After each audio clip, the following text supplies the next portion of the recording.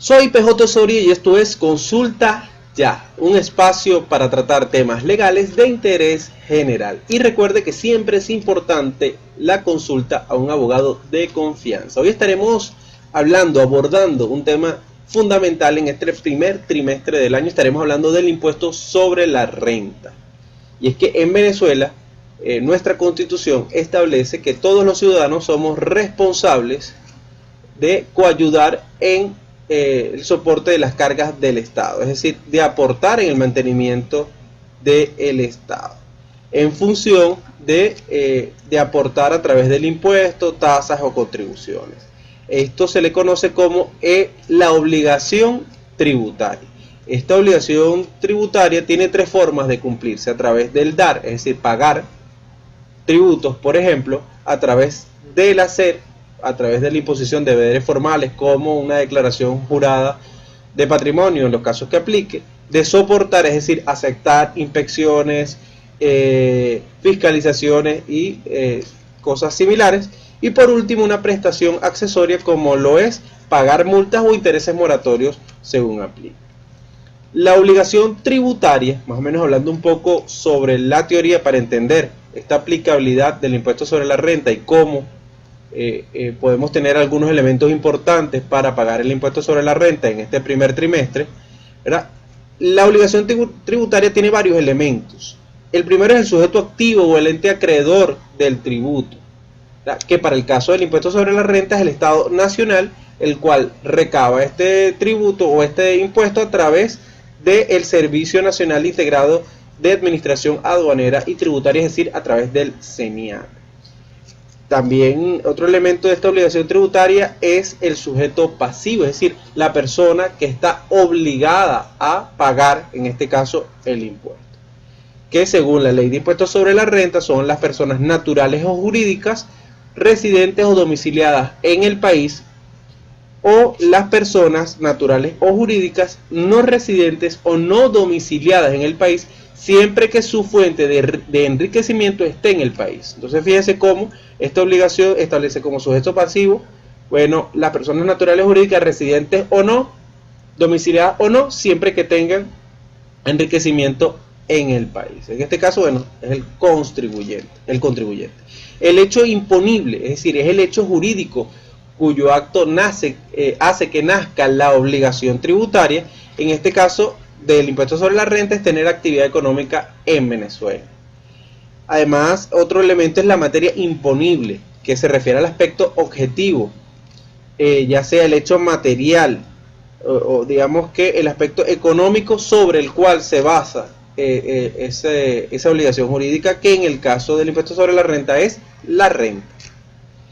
Y el último elemento, y bueno, uno de los más controvertidos históricamente, principalmente en los últimos años en nuestro país, es la base imponible. Es decir, es la base de medición o es el tamaño sobre el cual se va a pagar ese impuesto. Es esencial este tema de la base imponible y su relación con el hecho imponible.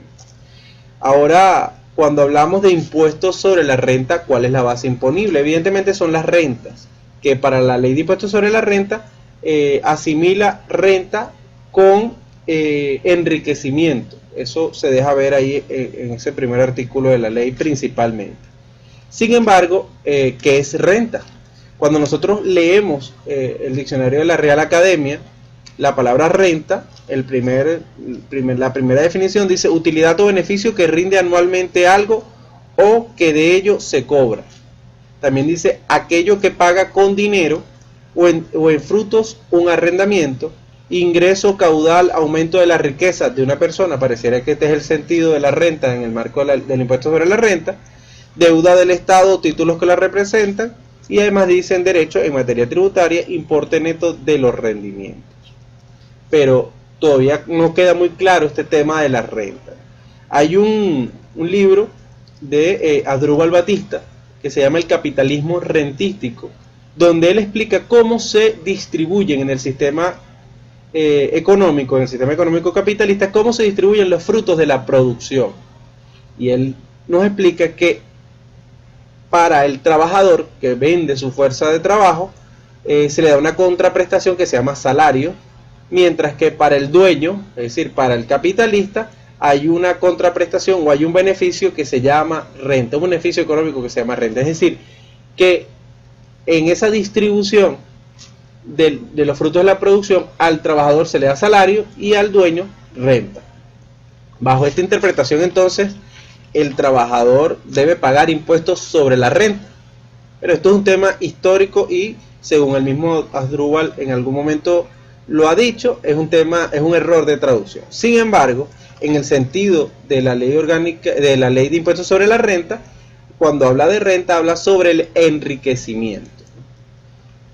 Históricamente, cuando hablamos del trabajador asalariado en nuestro país, ha habido una discusión sobre cuál es esa base imponible para el impuesto sobre la renta, ya que el CENIAT siempre ha querido incluir en esa base imponible para el asalariado conceptos extraordinarios como el bono vacacional y las utilidades, por ejemplo.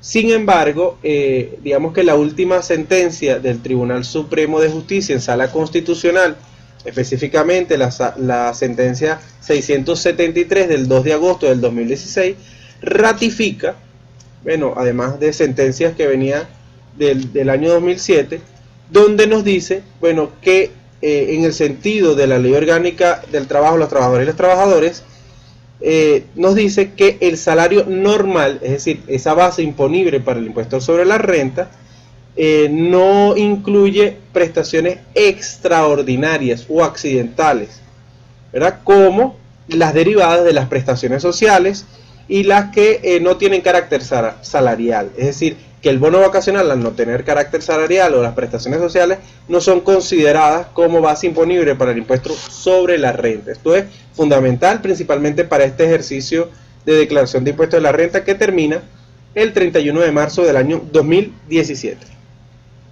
Sin embargo, por esas diferencias y por ese atraso, por llamarlo de alguna forma, de la unidad tributaria, pareciera que todos los trabajadores, en función de cómo se han dado los aumentos de salario en Venezuela, todos los trabajadores debieran de vengar aumentos sobre la renta, ya que los ingresos netos, según la ley, paga el trabajador que supere las 1000 unidades tributarias. Esto se ha ido adaptando, se adaptó en el año 2016 y en este año 2017 también mediante decreto emanado de la Presidencia de la República 2680, publicado en Gaceta Oficial 41.077, aumenta esa base imponible mínima para pagar impuestos sobre la renta a 6.000 unidades tributarias, es decir, un poco más de 1 millón de bolívares. Es decir, a todos los trabajadores que no devengaron en salario normal, es decir, lo que devengaban frecuentemente en mensual y no superan ese millón, esas 1000 unidades tributarias, alrededor de 1 millón y algo de bolívares, es decir, deberán declarar más no pagar el impuesto sobre la renta, ya que este mismo decreto dice que esta exoneración solamente es aplicable para quienes declaren en el tiempo establecido por la ley, es decir, antes del 31 de marzo. Bueno, este fue todo por hoy. Recuerden que hablamos de la ley de impuestos sobre la renta y la obligatoriedad de declarar y pagar el impuesto sobre la renta. También hablamos sobre la base imponible de los trabajadores y, muy importante, es el hecho de que solamente van a declarar o pagar quienes excedan las 6.000 unidades tributarias en su salario normal durante el ejercicio económico 2016. Agradecemos puedan darle suscribir y si les gustó este video darle me gusta. Recuerden, soy Pedro Osorio y esto es Consulta Ya.